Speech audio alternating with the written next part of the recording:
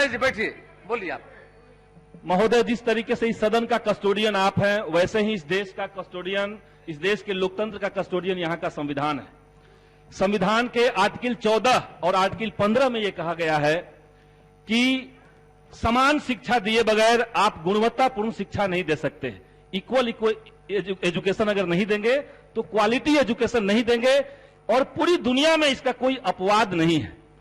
लेकिन आज पूरे देश के भीतर और बिहार के भीतर शिक्षा को बाजार की सामान बना करके, बाजार की वस्तु बना करके हमने बिहार के और देश के तमाम करोड़ों छात्रों को, बच्चों को गरीब और अमीर में बांट दिया है। एक तरफ वो लोग हैं जिनमें नर्सरी क्लास में एडमिशन लेने के लिए महंगे स्कूलों में 1-1 लाख रुपए लग जा रहे हैं। उन स्कूलों में तमाम ऐसी फीसें हैं।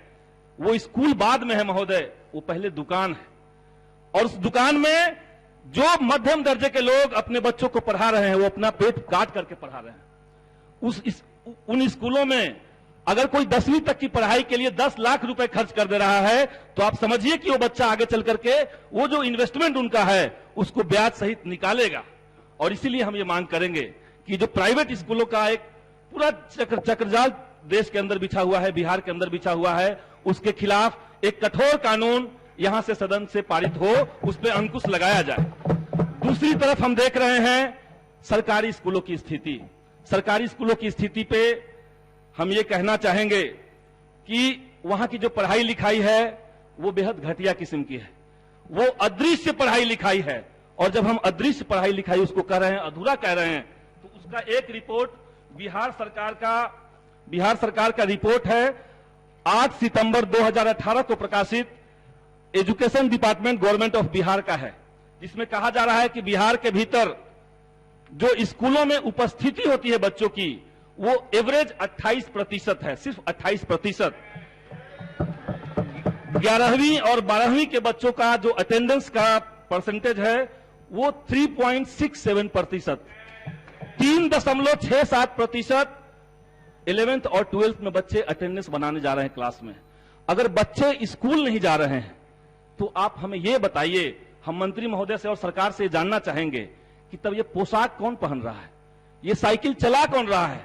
बच्चे जब स्कूल नहीं जाएंगे तो आप क्या कर लेंगे?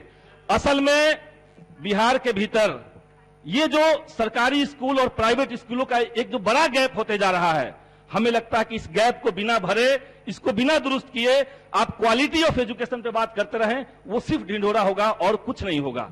इसीलिए मैं इस सदन में ये प्रस्ताव रखता हूं कि कॉमन स्कूल सिस्टम को बिहार के अंदर दोबारा से बिहार के अंदर लागू करने की तैयारी की जाए।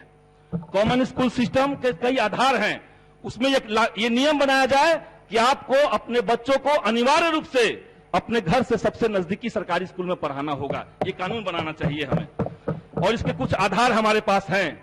2007 में बिहार सरकार ने मुचकुंद दुबे कमेटी का गठन किया था, और उस कमेटी ने यह कहा कि बिहार जैसे राज्य में शिक्षा को अगर बेहतर करना है तो आपको कॉमन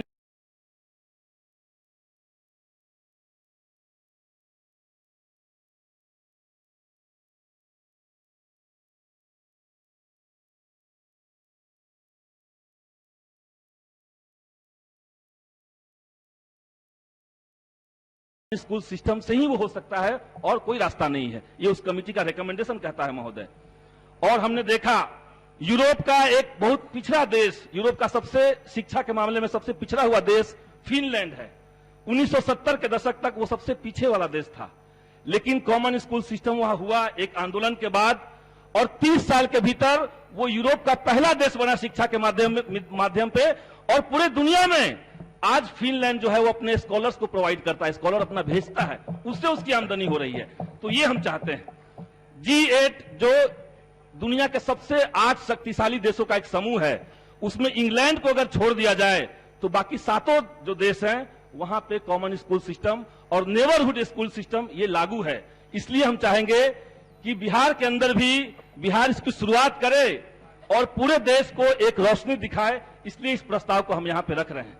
आजादी के 70 साल हो गए महोदय, और देश के करोड़ों बच्चे और उनके जो पेरेंट्स हैं वो जस्टिस के लिए इंतजार कर रहे हैं, उनको न्याय चाहिए। और शिक्षा के मामले में न्याय तभी संभव होगा जब आप कॉमन स्कूल सिस्टम को, समान शिक्षा प्रणाली को बिहार के अंदर और देश के अंदर लागू करेंगे। इसलिए इस प्रस्ताव को हम यहां पे रखना चाहते हैं।